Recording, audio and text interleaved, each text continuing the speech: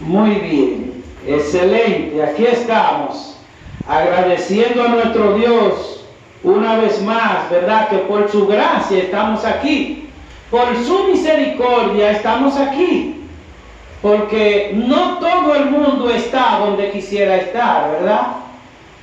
Unos están de espalda a Dios y otros Dios lo trae al lugar donde han de estar.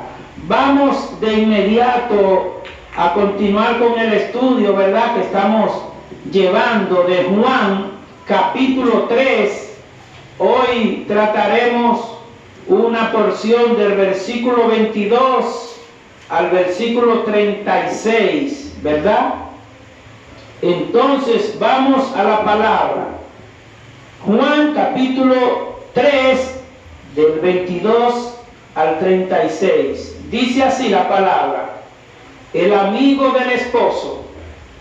Después de esto, vino Jesús con sus discípulos a la tierra de Judea, y estuvo allí con ellos y bautizaba.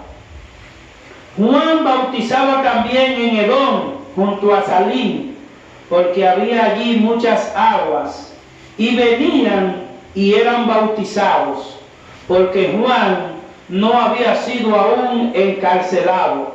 Entonces hubo discusión entre los discípulos de Juan y los judíos acerca de la purificación.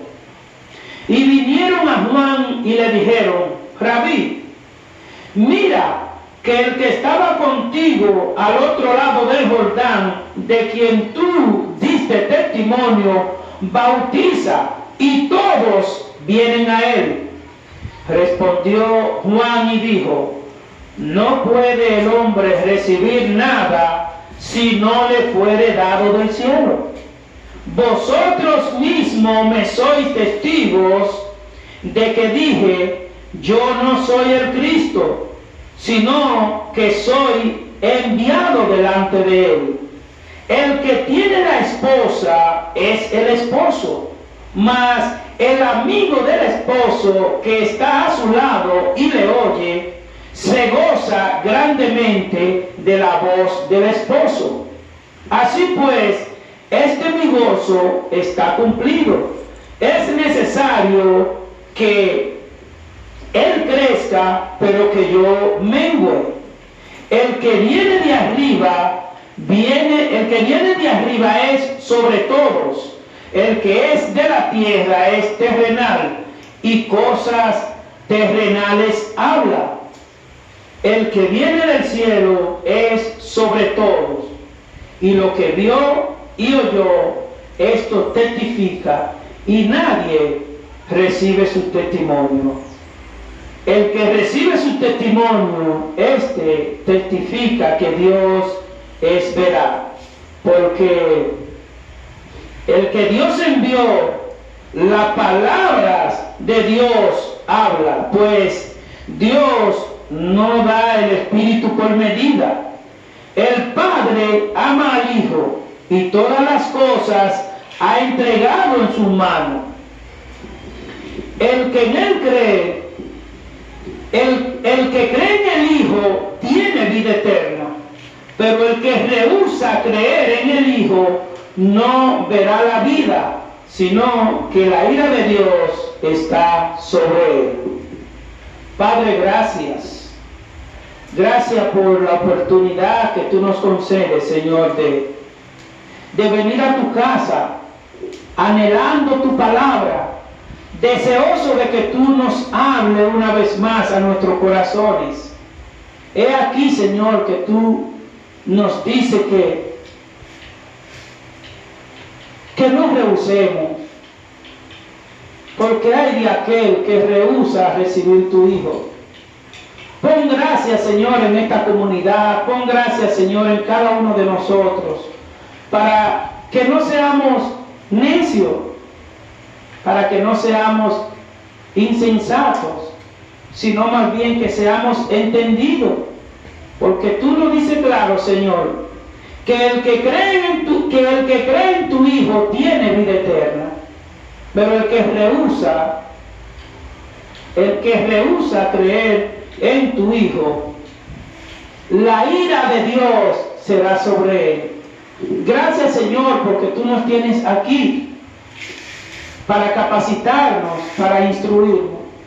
Ahora te rogamos, Señor, que tu palabra sean expuestas y que tus palabras nos confronten a cada uno de nosotros, de manera que nosotros podamos ser hijos fieles y obedientes a tu verdad. En el nombre de Jesús. Amén. Muy bien, hemos visto la porción del texto, ¿verdad?, que estudiamos. Inicia diciendo, después de esto. Uno se pregunta, ¿qué significa después de esto? Bueno, quiere decir, refiriéndose, ¿verdad?, a la partida de Jerusalén de Jesús y sus discípulos. Ya nosotros nos acordamos de los estudios anteriores, ¿verdad?, cuando el Señor comienza llamando a sus discípulos, unos por otros, Andrés, ¿verdad?, Simón, ¿verdad?, Felipe y Natanael, ¿verdad? Entonces ellos estaban con Jesús en Jerusalén, de manera que son los compañeros que andan con Jesús, porque es el inicio, como dijimos anteriormente, el inicio del proyecto del Señor Jesucristo, el inicio del ministerio del Señor Jesucristo. Ya sabemos que el ministerio de Juan el Bautista pues había iniciado mucho antes, porque la palabra lo dice que él fue enviado a preparar ese camino, ¿verdad? De manera que esto indica, el significado de después de esto indica también que la conversación que el Señor Jesucristo llevó a cabo con Nicodemo también había concluido, porque en ese espacio de tiempo, en esos momentos, Nicodemo había tenido esa conversación con el Señor Jesucristo, de manera que vemos también que esa conversación que Nicodemo llevó con Jesús, un tiempo más tarde, ¿verdad?, llevó a Nicodemo a convertirse en el Señor Jesucristo, a recibir al Señor Jesucristo como su Salvador. Nosotros ya sabemos quién era Nicodemo. Nicodemo era un encumbrado en la sociedad, un líder en la sociedad, muy querido, ¿verdad? Pero como ya sabemos que no se trata de ser un funcionario o un jerarca en la sociedad. Todo aquel que no tiene a Cristo en su corazón, pues tiene su corazón hueco y tiene que llenar ese vacío que solamente Cristo lo llena. De manera que Juan el Bautista en esta oportunidad nos escribe lo que es, Juan el Evangelista nos habla de lo que es la transición entre Juan el Bautista y el ministerio de Jesús. Es por esto que vamos a ver cómo estos judíos de la época pues se rebelan con los discípulos de Juan, como dice el texto. El encuentro de Juan el Bautista con Jesús, vemos que desde Jerusalén el Señor Jesús decide caminar por toda Judea, donde ahí entonces inicia su ministerio, ¿verdad? Decidió ir a Judea, al lugar donde sus discípulos podían bautizar a aquellos que procedían al arrepentimiento. De la misma manera que Juan el Bautista estaba evangelizando y bautizando en un lado, el Señor Jesucristo está bautizando en otro lado. ¿A quiénes? ¿A quién estaba bautizando Juan el Bautista y el Señor Jesucristo? A todos aquellos que se arrepentían. ¿Que se arrepentían de qué? De saber que han estado viviendo una vida desordenada, una vida desobediente a Dios. Eso lo sabe todo el mundo. Todos nosotros sabemos cuando ofendemos a Dios. El impío, el inconverso más grande, sabe cuando hizo algo deshonroso, cuando hizo algo desagradable, cuando hizo algo que es en contra de la justicia. Pues automáticamente cuando él entiende eso, sabe que ha desobedecido a Dios, ¿verdad? Vemos también que Juan el Bautista bautizó en el lado de Enón junto a Salim, dice el texto en el verso número 22. Desde entonces el Señor Jesús inicia su viaje misionero. Es importante, hermanos, que estamos mirando desde el inicio que Juan el Bautista está bautizando y que bautizó al Señor Jesús en el río Jordán, y ahora nos encontramos con lo que es el inicio del ministerio de Jesús, el inicio de los 3 años que Jesús desarrolló aquí en la tierra como el Salvador, ¿verdad? Desde entonces el Señor inicia esos viajes por toda parte, como ya sabemos. El Señor Jesús siempre pasaba igual por Jerusalén, como hablamos anteriormente, que desde su niñez, pues él iba a las fiestas de la Pascua. Pues de la misma forma que en los 3 años del ministerio, el Señor no se perdió una fiesta, que eran varias fiestas al año, ¿verdad? Y también vemos que en el encuentro de Jesús con Nicodemo se realiza en la primera fiesta de la Pascua. Ahí es que Nicodemo, ¿verdad?, encuentra a Jesús y le desarrolla diciéndole: Maestro, sabemos que las cosas que tú haces, solamente Dios tiene que estar con él para poder ver esto. O sea que Nicodemo, siendo uno de esos fariseos religiosos y tradicionalistas, ya estaba asimilando, ¿verdad?, la palabra de Dios, ya se estaba inquietando por la palabra de Dios. Y ahora nosotros vemos lo que es el traslado del Señor Jesús a la región del Jordán. Eso obedece, como le dije anteriormente, a la transición. Aquí tenía que ir el Señor Jesucristo al Jordán para que se manifieste la transición entre Juan el Bautista y Jesús. De manera que ya Juan el Bautista percibía que estaba llegando a la conclusión de su ministerio, que de paso no dura mucho tiempo para entregarle, para hacer esa transición con Jesús, cuando ya luego es decapitado, ¿verdad? Vemos aquí también el planteamiento de la transición. Observamos que el pasaje que los discípulos de Juan habían entablado, aquí observamos que los judíos habían entablado una conversación, dice el texto, una conversación pero para discusión.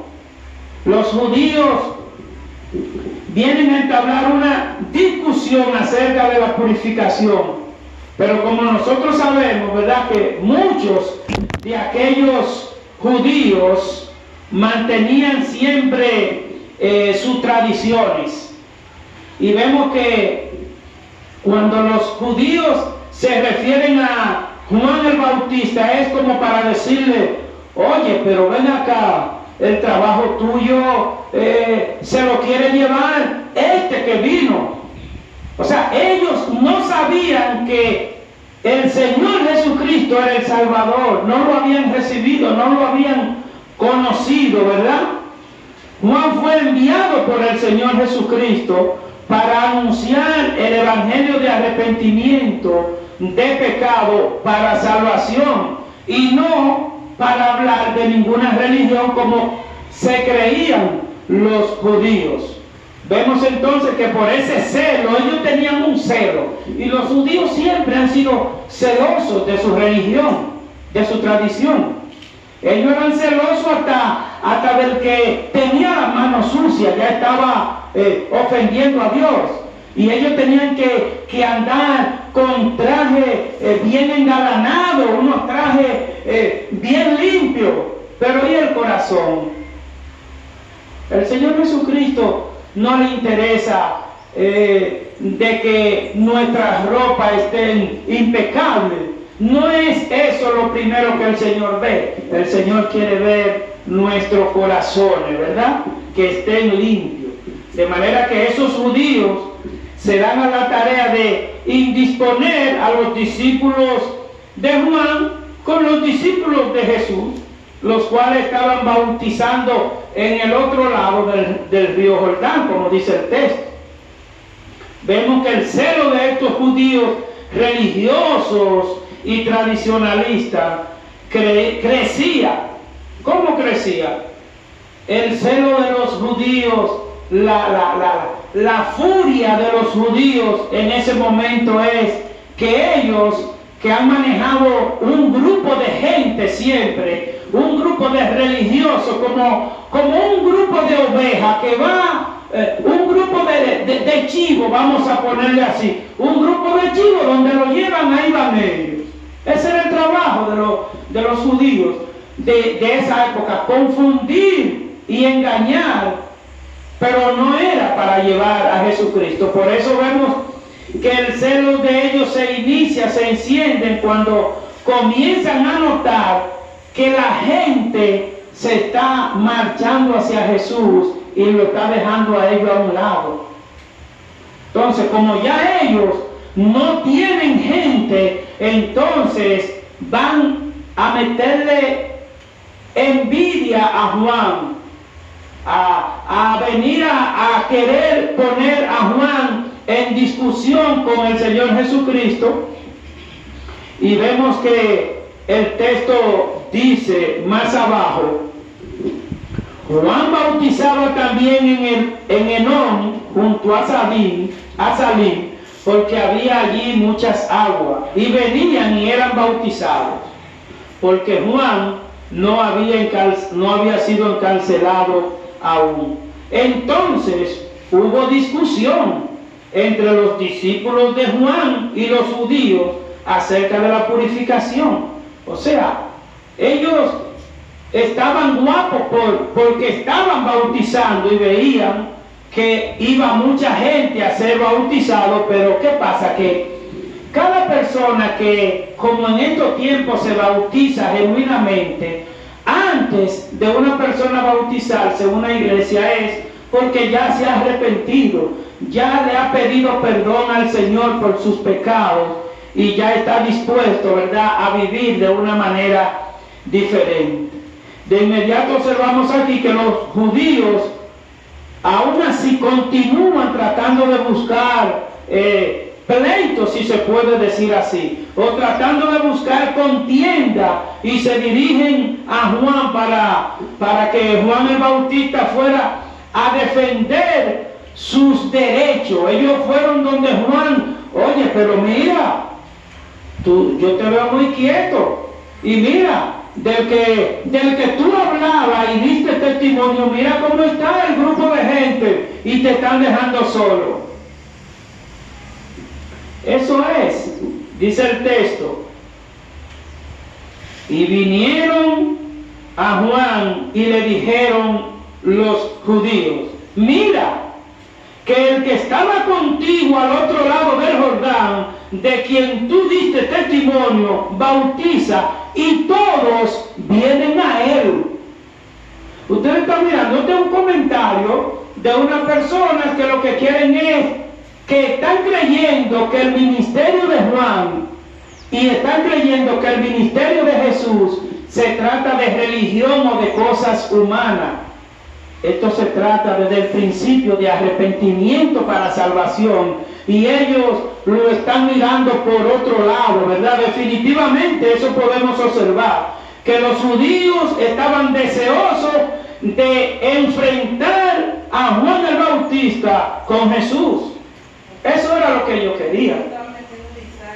Metiendo cizaña, pero esto es algo muy parecido, hermanos.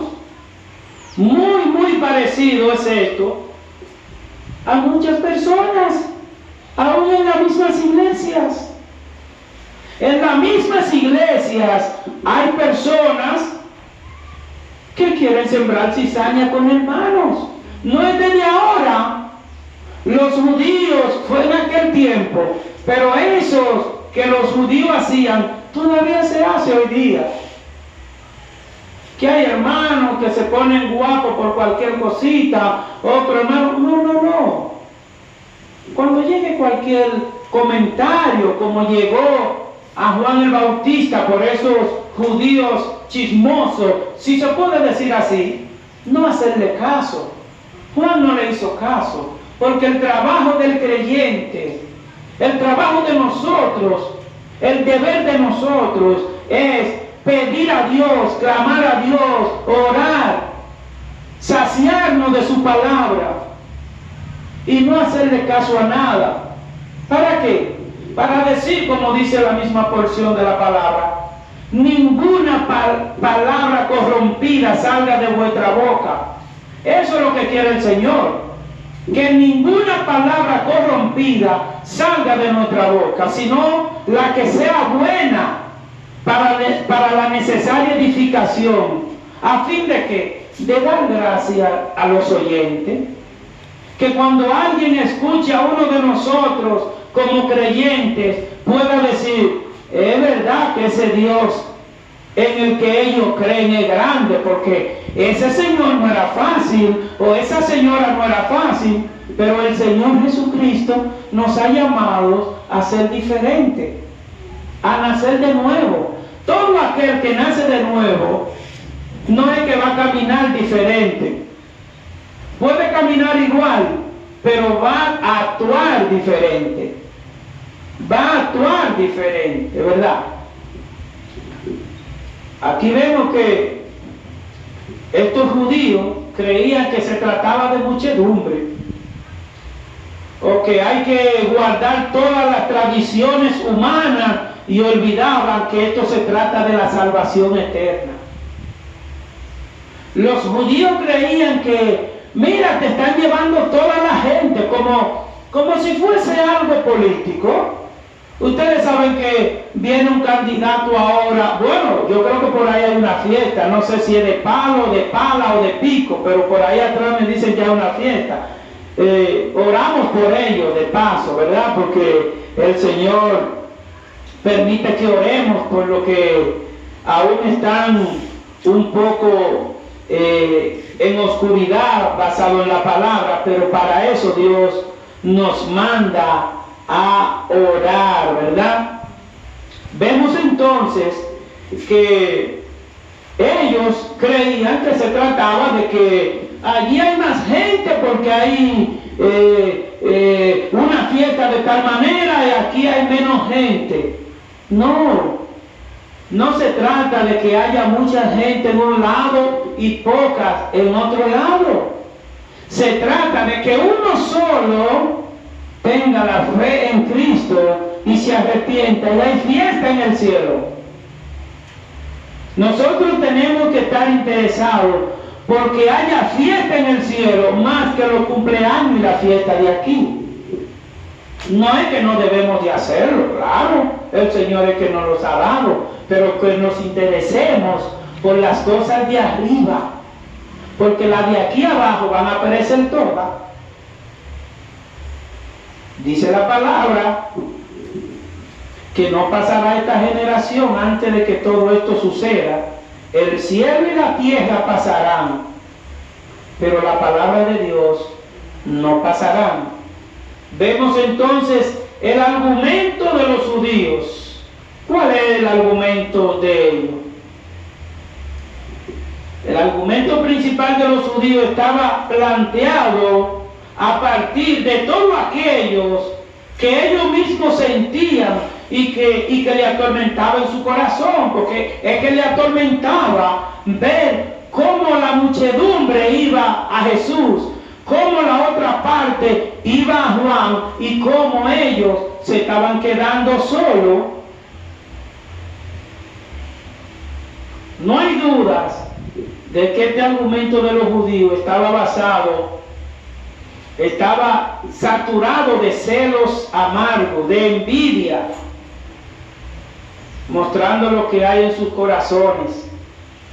Y como decía ahorita, una persona como los judíos vivían cargados de amargura. ¿Y qué tenían que hacer con esa amargura? En algún lado tenían ellos que descargar esa amargura.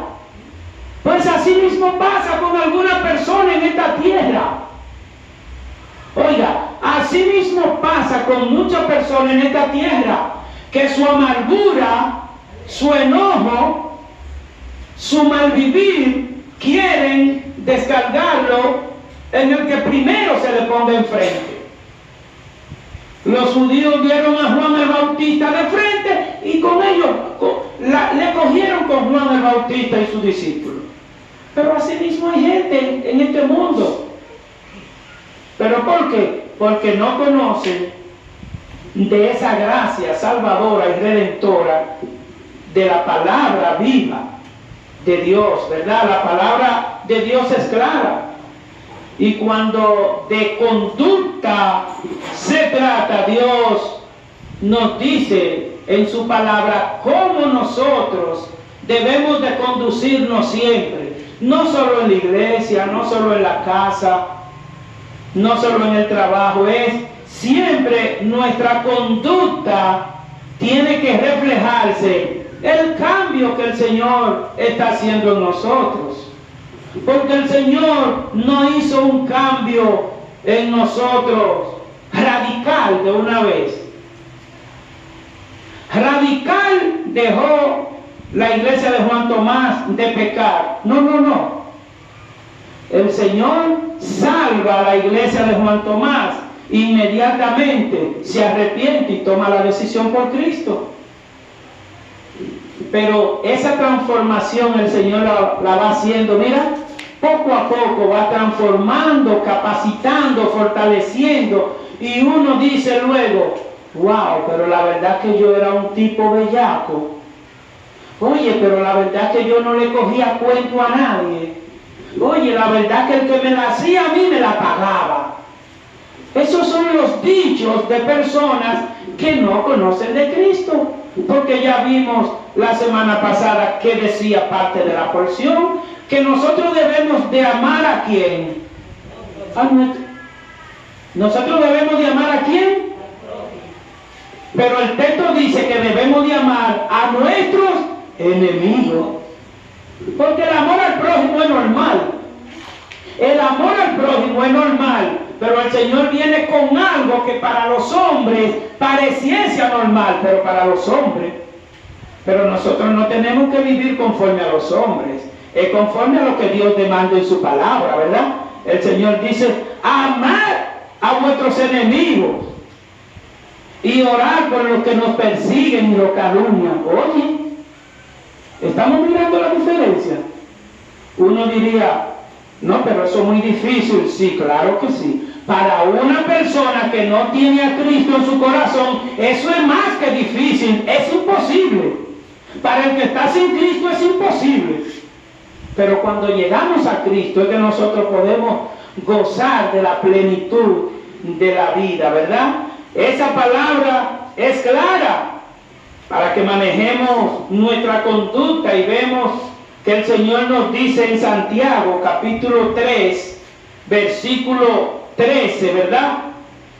Dice la palabra con relación a la conducta nuestra, con relación a cómo debemos nosotros de conducirnos. Dice la porción, ¿quién es sabio y entendido? ¿Quién es sabio y entendido entre vosotros? Muestre por la buena conducta sus obras en sabia mansedumbre. Pero si tenéis celos amargos y contención en vuestro corazón, no os jactéis, ni mintáis contra la verdad, porque esta sabiduría no es la que desciende de lo alto, sino terrenal, animal, diabólica. Porque donde hay celos y contención, allí hay perturbación y toda obra perversa. Estamos mirando qué quieren hacer los judíos con Juan el Bautista y sus discípulos. Crear, llevar aquello que ellos tenían guardado en su corazón. Celos amargos y perturbación. Celos amargos. Porque dice el inicio del texto: ¿quién es sabio entre vosotros? Así dice la palabra. ¿Quién de ustedes es sabio? ¿Quién dice que es tan inteligente? ¿Quién dice que es tan entendido? Pues muestre la verdad por su buena conducta, que así muestre sus obras. Por la buena conducta se va a ver las obras de aquel que dice que es sabio y entendido. Por eso el Señor dice que la sabiduría del hombre es necedad para Dios. Y por eso nosotros tenemos que pedirle al Señor que nos dé de esa sabiduría viva, ¿verdad? Por eso dice el Señor que si hay celos amargos y contención en vuestro corazón, no haya nadie que pueda jactarse de eso. Que no le mienta a la verdad, dice la palabra. Porque esta sabiduría no es la que desciende del cielo. Por más bonito que yo hable, por más cosas bonitas que yo diga, si yo tengo en mi corazón celos amargos y contención en mi corazón, no va a fluir nada bueno. Y por eso que el Señor quiere que nosotros, ¿verdad?, entendamos esto. Nosotros como creyentes tenemos que vivir estos principios que Dios nos da cada día, cada instante, cada domingo, ¿verdad? Para que nosotros seamos diferentes al mundo. Nosotros podemos salir de aquí ahorita cuando termine el culto y tenemos que ser diferentes a los demás. No importa lo que nos digan, no importa lo que crean de nosotros, porque a veces creen algo de nosotros, como yo le dije a una persona en estos días: oye, pero tú estás equivocada porque yo soy peor de lo que tú crees que yo soy. Así le dije yo. Porque a veces hay personas que catalogan